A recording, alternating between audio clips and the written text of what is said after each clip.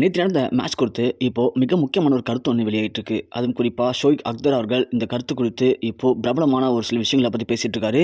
இது எல்லாருக்குமே கொஞ்சம் அதிர்ச்சி ஏற்படுத்திருக்கு. இது உண்மையான தகவலா அப்படிங்கிறது தான் இப்போ நம்ம பார்க்க போகிறோம். நேற்று இந்தியாவுக்கும் சவுத் ஆஃப்ரிக்காவுக்கும் முதல் ஓடி மேட்ச் நடந்து முடிஞ்சுது. இந்த மேட்ச் முடிஞ்சதுலேருந்து இது வரைக்குமே இதை பற்றின கான்ட்ரவர்ஷியல் நியூஸ்கள் ரொம்பவுமே அதிகமாக போயிட்டுருக்கு. காரணம் என்ன? அதாவது இந்த மேட்ச்சில் இந்தியா யாருமே எதிர்பார்க்காத வகையில் தென்னாப்பிரிக்கா மண்ணில் தென்னாப்பிரிக்காவை வெறும் வெறும் 110 ரன்களுக்கு, அதுவும் இது T20 மேட்ச் கிடையாது, ஓடிஐ மேட்ச், 50 ஓவர் கொண்ட மேட்ச்சில் வெறும் 110 ரன்கள் தான் அடிக்க முடிஞ்சது சவுத் ஆஃப்ரிக்காவால். அந்தளவுக்கு இந்தியா அவங்களுடைய கடுமையான பவுலிங்கை வீசி தென்னாப்பிரிக்காவை ஒட்டுமொத்தமாக காலி பண்ணிட்டாங்க. அவங்களால எழுந்து வரவே முடியல.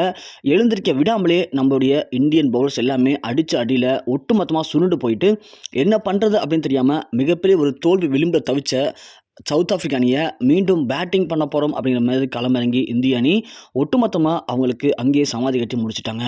இதனால் நேற்று இந்தியா ஒரு அபாரமான வெற்றி, அதுவும் குறிப்பாக 9 விக்கெட் இழப்புக்கு, அவரும் வெறும் ஒரு 16 ஓவருக்கெலாம் இந்தியா மேட்சை வின் பண்ணிட்டாங்க. அந்தளவுக்கு இது ஒரு T20 மேட்ச் கூட கருதல அவங்க.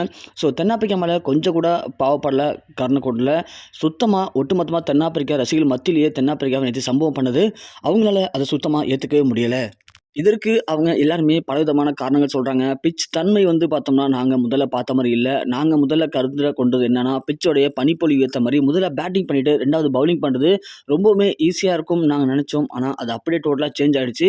இதனால் இது ஒன்றும் எங்களுக்கு மிகப்பெரிய அஃபெக்ட் பண்ணாது. ஏன்னா இந்த மாதிரி பிட்சோடைய தன்மையை பொறுத்து நமக்கு வெற்றி தோல்வி ஏற்படுறது சகஜம் தான். அது மட்டும் இல்லாமல் இந்தியாவுடைய பவுலர்கள் எல்லாமே சூப்பராக ப்ளே பண்ணாங்க, அவ்வளோதான் அப்படிங்கிற மாதிரி நேற்று சவுத் ஆஃப்ரிக்காவுடைய கேப்டனான மார்க்ரம் அவர்களும் பேசினார். ஆனால் இந்த மேட்ச் முடிஞ்சதுக்கு பிறகு ஷோயிக் அக்தர் அவர்கள் என்ன பேசியிருக்காங்க அப்படின்னா, இந்த மேட்ச்ல சூது நடந்திருக்கு. ஸோ இந்தியா வேணும்னே தென்னாப்பிரிக்காவை வீழ்த்திருக்காங்க, அதுவும் குறிப்பாக ஏமாற்றி தான் வீழ்த்திருக்காங்க. அதற்கு தென்னாப்பிரிக்கா கண்டிப்பாக நியாயம் கேட்டு தேனும், கண்டிப்பாக இந்தியாவை இந்த தொடர்ந்து வெளியேற்றுங்க, அவங்கள மீண்டும் இந்தியாவுக்கே அனுப்பிடுங்க அப்படிங்கிற மாதிரி இப்போ ஷோயிக் அக்தர் அவர்கள் ஒரு சில விஷயங்களை பற்றி பேசியிருக்காரு. எதை வச்சுப்பா அவர் எப்படி இந்தியா ஜெயிச்சிட்டா சூது பண்ணி தான் ஜெயிச்சிருக்குமா? ஸோ இந்தியாவை உலக மேட்ச்சில் ஆஸ்திரேலியா சூது பண்ணி ஜெயிச்சுட்டு போனாங்க. அதற்கு இந்தியா எதுவுமே பண்ணவே இல்லை. அதற்கு அப்படி இருக்கும்போது எதற்காக இந்தியா போய் சூது பண்ணணும் அப்படின்னு நீங்களாம் யோசிக்கலாம். அதுக்கு ஷோயிக் அக்தர் என்ன சொல்கிறார் அப்படின்னா, நேற்று மேட்ச் ஆரம்பித்து எடுத்தோடனே இந்தியா கடுமையான பவுலிங்லாம் வீசினாங்க. அந்த பவுலிங்லாம் பார்க்கும்போது இது வரைக்கும் ஹர்ஷிப் சிங், ஆவேஷ் கான்லாம் இந்த மாதிரி ஒரு பவுலிங்கை எங்கேயுமே வீசினது கிடையாது. அந்தளவுக்கு ஒரு நல்ல ஒரு பர்ஃபார்மன்ஸ் வெளிப்படுத்தினாங்க. ஓகே, எல்லாம் நாங்கள் ஒத்துக்கிறேன். சவுத் ஆஃப்ரிக்காவுடைய கெட்ட நேரம், அதனால் நேற்று அவங்க சரியாக ப்ளே பண்ண முடியாமல் போயிடுச்சு. ஆனால் அதே பிச்சில் ரெண்டாவதாக பேட்டிங் பண்ண இந்தியா முதல்ல களமிறங்கும் போது சாய் சுதர்சனும் ருத்ராஜ் கேக்வாத்தும் களமிறங்கினாங்க. அப்படி களமிறங்கி எடுத்த உடனே சாய் சுதர்சனுக்கு ஒரு LBW கேட்கப்பட்டது. ஆனால் அப்போதைக்கு அம்பையர் அதை நாட் அவுட் சொன்னாங்க. இவங்களும் அதை யோசிச்சுட்டு ரிவ்யூ எடுக்காமல் விட்டுட்டாங்க. திரும்பவும் அதே மாதிரியான பால் போடப்பட்டது. அப்புறம் ருத்ராஜ் கேக்வாத் அப்போதைக்கு பேட்டிங் நின்னார். அவருக்கும் அதே மாதிரி LBW ஆனிச்சு. அப்பையும் அம்பையர் LBW கேட்டாங்க. அவர் உடனே இல்லைப்பா நாட் அவுட் சொல்லி கொடுத்தாரு. ஆனால் நம்மளுடைய தென்னாப்பிரிக்கா அணி கொஞ்சம் சுதாரிச்சுக்கிட்டாங்க. ஏன்னா இது இப்படி சொல்லிட்டு இருக்காருன்னு சொல்லிட்டு தான் உடனே ரிவ்யூ கேட்டாங்க. ரிவ்யூ கேட்டு பார்த்தா அது அவுட்டாக இருந்துச்சு. உடனே திரும்ப ருத்ராஜ் கேக்வாத் அவுட் கொடுத்துட்டாங்க. அதுக்கு பிறகு சாய் சுதர்சனும் சேரும் 2 பார்ட்னர்ஷிப் போட்டாங்க. எவ்வளவோ காலி பண்ண ட்ரை பண்ணாங்க தென்னாப்பிரிக்கா அணி. ஆனால் அவங்கள வீழ்த்தவே முடியல. அவங்களோட பார்ட்னர்ஷிப் தான் நேற்று இந்திய அணிக்கு ஜெயிக்க வாய்ப்பாக இருந்தது. இதே மாதிரி தான் தென்னாப்பிரிக்கா முதல்ல 2 விக்கெட் விழுந்ததுக்கு அப்புறமா எல்லாருமே செஞ்சாங்க. ஆனால் நேற்று மட்டும் ருத்ராஜ் கேக்வாத் அவுட் ஆன உடனே அதுக்கு முன்னாடியே சாய் சுதர்சனோ இல்லை அதுக்கு பிறகு சாய் சுதர்சன் அவுட் ஆயிருந்தாங்க அப்படின்னா கண்டிப்பாக இந்தியாவுக்கும் ஒரு நல்ல ஒரு ஓப்பனிங் கிடச்சிருக்காது. அதனால் இந்தியா சுண்டிருக்க வாய்ப்பு இருக்குது. நேற்று பிச் அப்படிங்கிறது ஒரு நல்ல பவுலிங் பிச் தான். இருந்தும் கூட இந்தியா ஜெயிச்சது நமக்கு ஓகே தான். ஆனால் நேற்று இந்த மேட்ச் முடிஞ்சதுக்கு பிறகு சாய் சுதர்சனுடைய அந்த முதல் LBW செக் பண்ணி பார்த்தா அது LBW தான். ஆனால் அம்பையர் அதை அவுட் கொடுக்கவே இல்லை. அதே மாதிரி தான் ருத்ராஜ் கேக்வாத்துக்கும் அவுட் கொடுக்கல.